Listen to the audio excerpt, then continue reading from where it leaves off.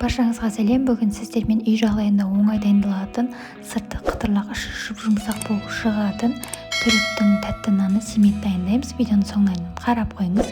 Ендеше бастайық. Ең алдымен ыдысымызға жылы суымызды, сүтімізді, қантымызды, дрожжымызды және жарты шай қасыққа жетпей тұзымызды салып, жақсылап араластырып аламыз. Енді оның үстіне 3 ас қасық ұнымызды қосып, жақсылап араластырып, бетін жауып 15 минутқа қалдырамыз.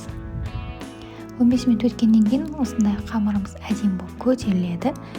Қараңыздар, қандай әдемі болып көтерілген. 15 минуттың ішінде енді оның үстіне сұйық майымызды қосып, жаңа ұнымызды екіге бөле отырып, қолға жабыспайтындай жұмсақ қамыр елеп аламыз.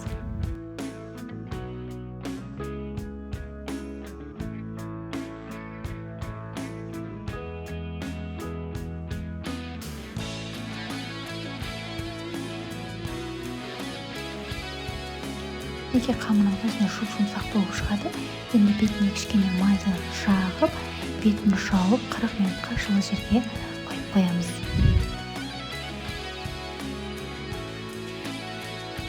Осы уақытта сиропын дайындаймыз. Ол үшін 100 грамм қантымызды ыдысымызға салып, баяу отта карамель болғанша араластырып тұрамыз. Неге бізде осындай масса дайын болады. Енді оттан алып, оның үстіне бөлме температурасындағы суымызды қосып араластырып аламыз. Енді күнжетті құрғақ табада осылай қызарғанша қуырып аламыз. 40 минутта осылай қамырымыз керемет болып көтеріліп шығады. Енді оны осылай ыдысымыздан алып, осылайша етіп формаға келтіріп, әр бөлікті 60 граммнан бөліп аламыз.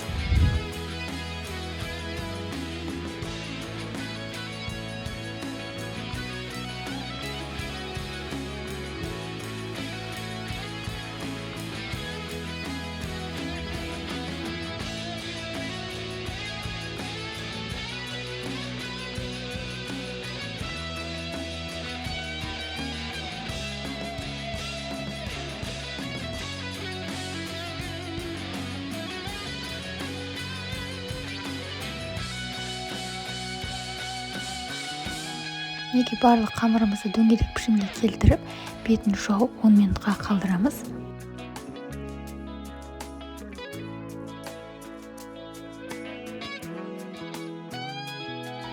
Енді дайын болған қамырымызды бір-бірлеп алып, ұзынша етіп қолымызбен созып аламыз.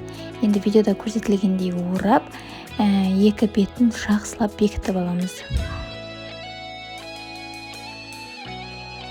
Орап дайындап алған семетімізді сиропқа малып, жаңа күнжетке батырып аламыз да, табамызға пергамент қағазын төсеп, үстіне қойып шығамыз. Қалған қамырлардың барлығын дәл солай орап, бекітіп алып, жаңағы табамызға қойып аламыз.